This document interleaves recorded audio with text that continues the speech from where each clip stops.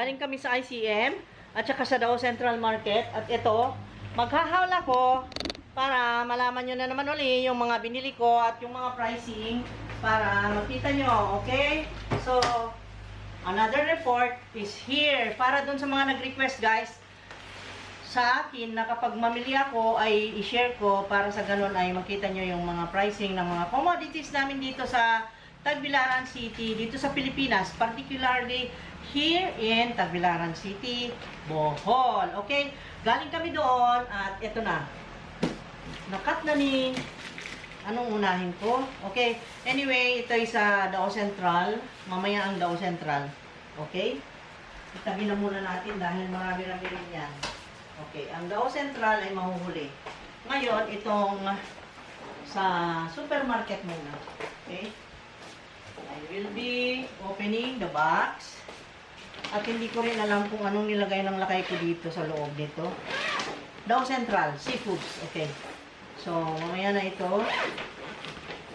Okay. Ayan, naamoy-amoy ng ano yung fish. Ito muna ang Davao Central. Tapos mamaya is slow motion po itong. Ito muna ang Island City Mall. Okay, ito ba yun? Ito yung guys. Hindi naman karamihan. Maiksi lang ang resibo. Okay? Let us open para matapos na. Para tayo ay maghinto na. And then magpahinga. Diyos ko, wala pa akong pahinga ha. Ang aga-aga ko kanina nag-live cooking ako. Diretso pamalengke guys. Maliwanag ba? Okay naman. Maliwanag naman. Ako rin ang sumagot. Okay, anyway guys. Ito yung pinamili ko para sa atin pag cooking. Kung ano-anong ginagawa natin dito sa kitchen. Tengang daga ang una kong nakita. You know, tengang daga? Black mushrooms. Ayan. Anyway guys, yung mga pricing ay nandito sa resibo. Slow motion puli mamaya pagkatapos kong mahabwas lahat. Okay? And then, pero basahin ko rin yung mga may tag price. I-share ko na rin. Sasabihin ko na rin. Pero ito walang tag price. I don't know also the price. Bumili akong ice cream kasi kanina, pag-alis namin, paglabas na ng gate ng sakyanan, sabi ng anak ko, ice cream mama. Ice cream kasi nainitan sila. So this time, strawberry at magnolia ang kinuha ko. Yung classic ice cream nila. Thick and creamy. Ayan. Pakilagay sa freezer. Mga gwapo. Pakilagay sa freezer. And then yung magic sarap. Bumili akong magic sarap. Para i-stack natin yan. Ito? Sa freezer. And then, bumili rin ako 1 dozen of sinigang mix. Kasi, mahilig tayong magsinigang, no? Ayan. Alam nyo guys, medyo pagka mamili tayo ay yung good for 1 week at see to it na hindi tayo mabitin sa pondo para sa ganun na hindi tayo labas ng labas araw-araw. And then, bumili ako nito, pangluto ko, pang bake. Yung Greek style creamy delight ng Pascual. Mga siguro 42 pesos ang isa nito. And then, bumili rin ako nito para pang digest ng mga anak ko. Para sa ganun ang, ayan, malamig-lamig na Yakult na malalaki at ang pangalan nito ay hindi ko mabasa. Mikko. Malalaki siya. Malalaking Yakult. 4 lang naman yan. And then yung paminta. Mamaya ko isasabihin ang price guys. Walang tag price. Ito may tag price. Ito 230.75 yung lagi kong binibiling King's Chorizo Pinoy. Ayan, yung pang breakfast natin or kahit hindi naman pang breakfast lang po. Ang unit price niya ay 230.75. Magkano ang kilo? Unit price ba yun? 1 kilo nga ito. 230.75 pa lang kilo. Ito. Okay? Pagkilagay ko sa refrigerator and also this one, 1 kilo, 210 pesos. Yung square ham nila, maganda kasi malaman, medyo makapal-kapal. I love their ham. Tapos, bumili rin ako ng giniling na agoy. I need a tray. Here, yung premium na ground beef. for kung masumpungan magluto ng yung hamburger.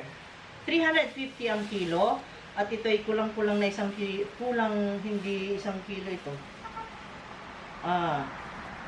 600 grams, 207 pesos yan. Pero maganda, hindi siya mataba. And then the green peas, ayan, walang tag price, wala. And then the bacon, syempre kailangan natin sometimes, hindi naman lagi. Itong bacon nila walang tag price, wala. Mamaya basahin natin sa resibo. Ground pork 95.70, ayan. Gagawin ko siya na salsiccia, Italian sausage kasi kailangan para toppings ko sa pizza. And then, wala kasing mabili na mga ganyan guys. Salsiccia. Salsiccia is an Italian word. That must be Italian sausage. Walang mabiling ganun pero at least marunong akong gumawa. That's why ako na lang gagawa para sa ganun may matapping kami na Italian sausage. At ito yung sliced pata. Yung ganyan na slice na siya. Malalaki. Slice. 170 ang per kilo.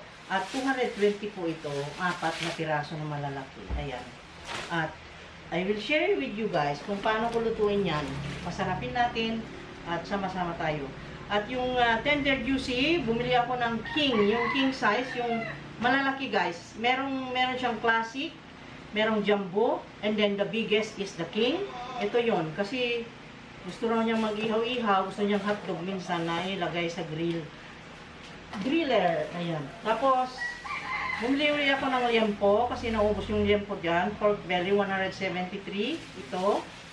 At ang kilo ngayon ay 220 ang per kilo ng pork belly. Tapos itong pork kasim ay 210 ang kilo. Ito ay 229.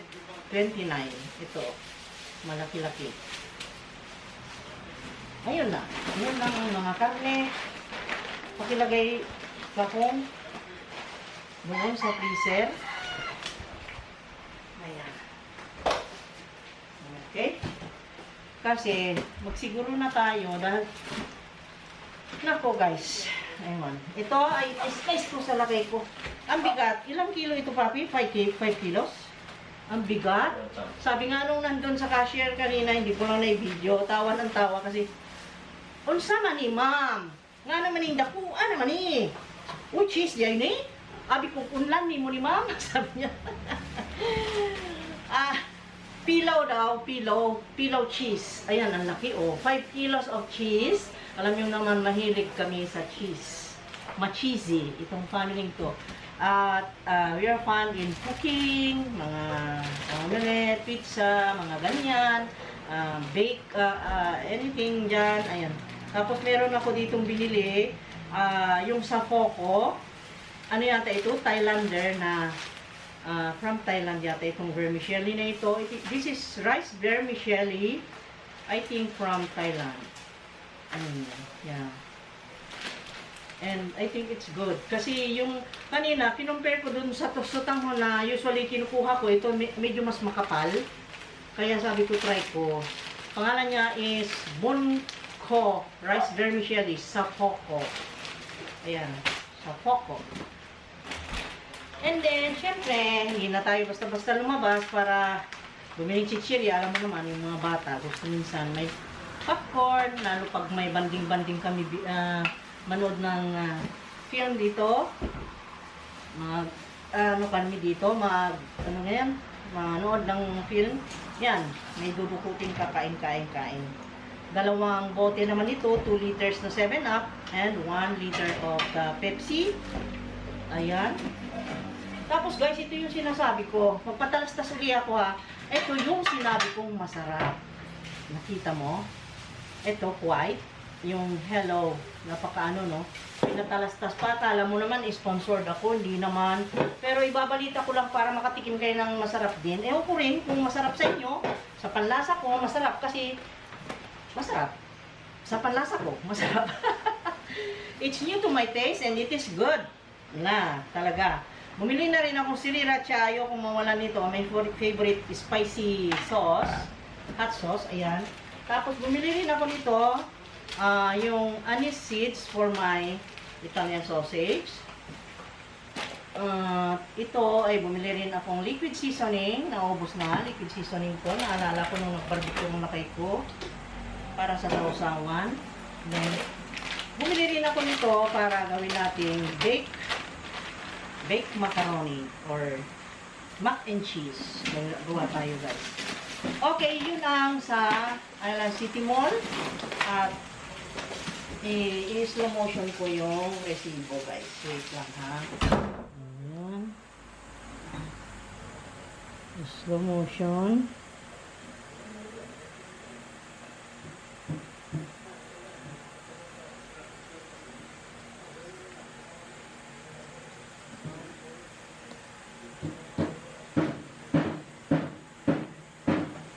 Yun, busy rin yung lakay ko na naghahanda ng lunch guys.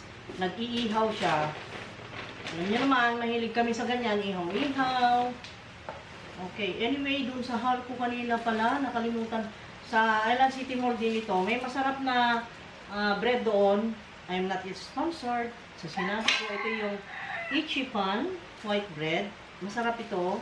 Ganda ng texture, kaya yun ang binibili namin.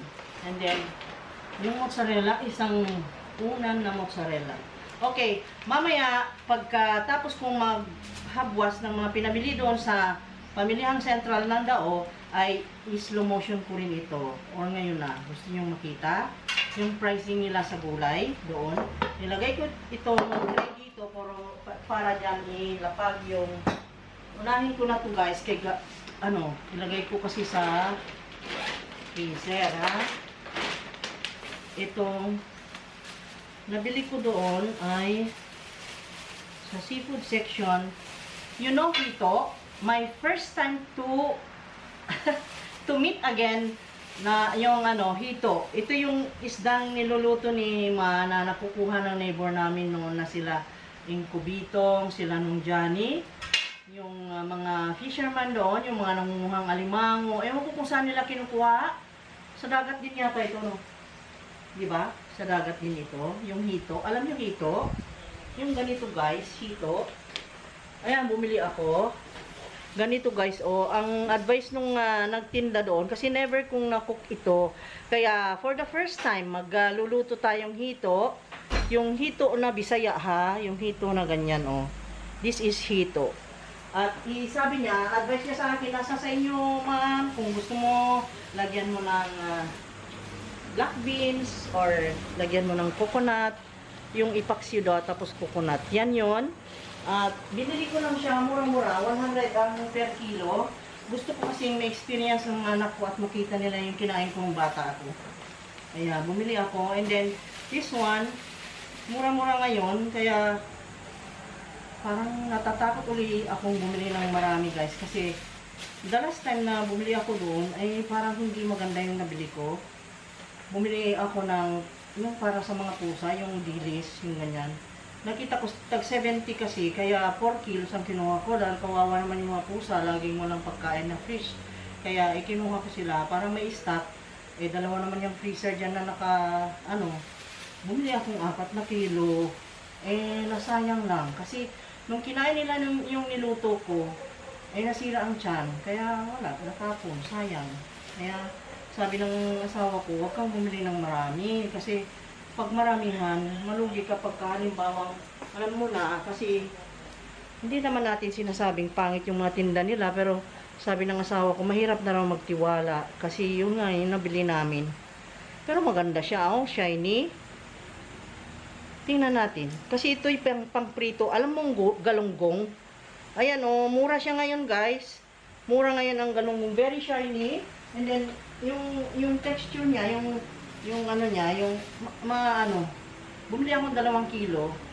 Ayan 150 ang kilo. So, 300 lahat ito. Ayan. Shiny naman siya. Siguro naman okay naman to. No? Nakakatakot na kasi guys. Ayan. Tapos ngayon ilagay ko sa freezer ito. Linisin ko muna. Ilagay ko muna dito. Yun ang binili ko doon. Tapos, Doon sa, ano naman, sa fruits and vegetables, ay ito. Ito yung lakatan, guys. Ano, 80 ang per kilo. 80 pesos per kilo. So, ito, ewan kung ilang kilo. 2 kilo to eh. Mahigit. Tapos ito, yung mango. Ang mango nila is 100 ang per kilo. Pero maganda yung mango nila. Mamaya, ibabad ko muna sa, ano kasi ito, sa baking soda. Ayan, 2 kilong mangga, 2 kilong, higit sa 2 kilo yung banana, pero okay naman kasi hindi na masyadong hinog.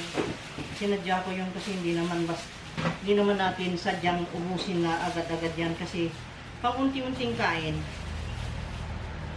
Ayan, tapos sa gulay, medyo marami ito guys, pero hindi ko mabuksan. Mabuksan papi. Ayan. Busy-busy siya guys. Nagluluto ng lunch. Tapos, ang gaganda kasi ng gulay niya. Tingnan mo si Ma'am Delia, ang suki ko doon. Hanapin nyo doon sa Lao Central Market doon sa loob. Delia, ang pangalan. Nasa loob-looban siya. Mura na, sariwa, at saka mabait yung may-ari. Very honest. Yun ang gusto ko. Kaya, how many years ko ng suki? Kasi ako, pag may suki ako, talagang dapat lang alagaan nila ako dahil, Diyos ko, kung mamili naman ako, diba? Sulit naman sila. Katulad nitong kamatis, ang dami kong binili, 3 kilos na kamatis, ayan, Hindi ko rin alam ang 1 kilo nito kung magkano. Kamatis, ito yun. Ang kamatis is 60 pesos lahat to. Mura na sa kanya, ang dami. Siguro ito, 2 kilo. Ayan. 30 pesos yata ang kilo sa kanila.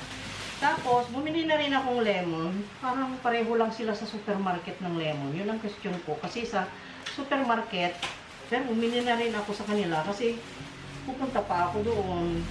Lipat pang supermarket. Kaya, ayan, bumili ako ng 2, 4, 8 na lemon. Kasi ang galing namin uminom ngayon ng malamig. Naubos na naman yung lemon na binili ko na the other day. Ayan o. Diba? Mas healthy naman yan. Kaysa naman soft drinks. No? Para maiwasan ang laging soft drinks. Tapos, yung bell peppers nila. Anong tawag nila sa bell peppers doon? Kasi iba. At sal pala. 34 pesos. Aba, mura na rin ito. 34 pesos yung how many? 7 pieces, 8 pieces. Mahilig ako magkukuha ng 8 pieces, guys. 8 pieces din ang bell peppers. 34 pesos. Ayan, 34 pesos. Tapos itong, anong tawag nila dito? Sa sibuyas yata. 12 pesos ito. Aba, mura na yung 12 pesos. Diba? Ang dami. Tapos yung kalamansi, lemon ang tawag nila dito. 36 pesos ito, 36 ang dami. Mura, no?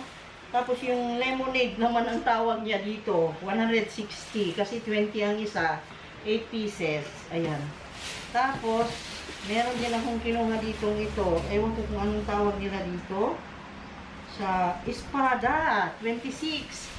Yung ganyan na sili, yung green. Kasi masarap ito ilagay-lagay sa mga gulay, sa karne. Magandang iihaw. Pang paris mo sa barbecue. Ayan. Naku, ang sarap nito guys. Yan, Diba? Bicol Express. Ayan. Pwede yan. Manghang ito. Very spicy. Okay? And then, kumuha rin akong repolyo. Meron pa naman doon. Pero gusto ko, may iba na namang luto natin. Kaya, kumuha pa rin ako ng isa. Isa pa. Repolyo, 70 pesos. Medyo, okay naman. Okay din. Thank you.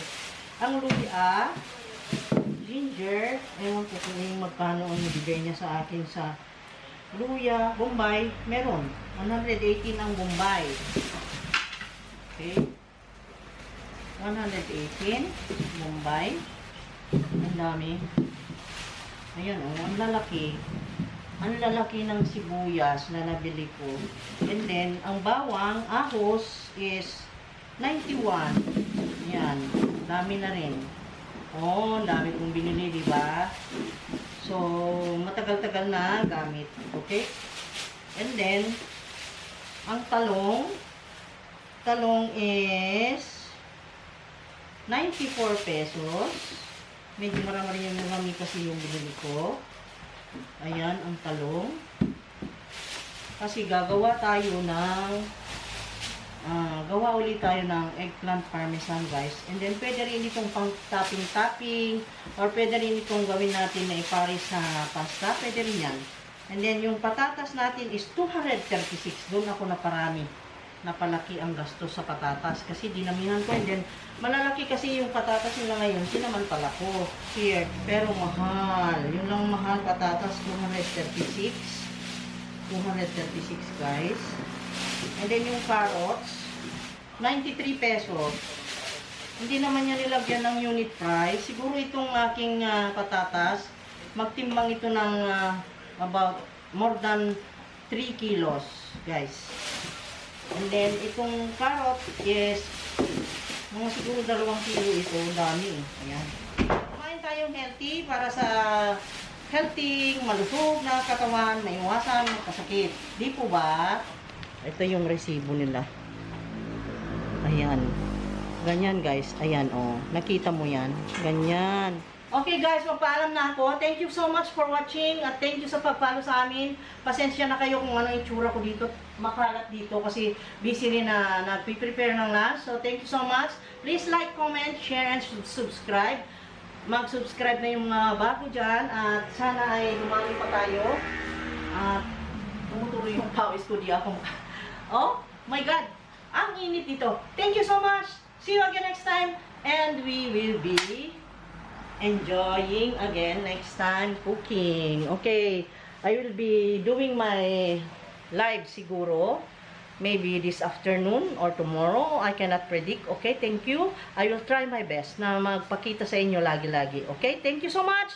At stay safe. Keep safe. At saka sumunod lang tayo sa protocol ng guidelines ng government. Walang mali doon. So, thank you. Ingat.